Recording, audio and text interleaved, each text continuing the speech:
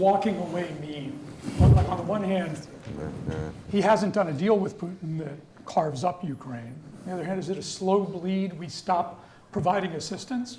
Could it be what the Europeans seem to be putting on the table is, we'll buy your stuff, we'll pay for it, and we'll give it to the Ukrainians?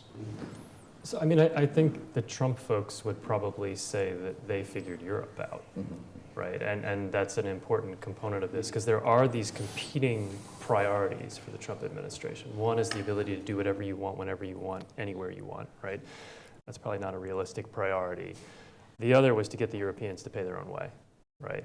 And by sort of slowly shifting this onto the European lap, I think that there's a story here that they would certainly sell, which is, we're talking 3.5 to 5% before. Rewind the clock a few years and we were talking 1.5 to 2%, right? So, you know, like let's all remember what's going on here. And so that component, I think, of slowly shifting over this whole problem set to the Europeans was the goal here. Now, the flip side of that is it does mean that there's no deal to carve up. It's not ours to carve up anymore because we don't hold the Trump card, right? No, I didn't mean to use that. That was accidental. That was not intentional.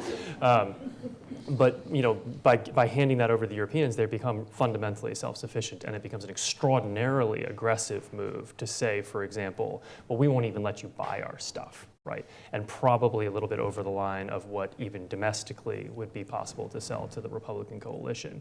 And so there is this, I think, sort of interesting, again, dynamic emerging here where the overall doctrine has to prioritize between these competing tendencies for extraordinary levels of unilateralism and this notion of handing over capability to others, which then, of course, gives them autonomy as well.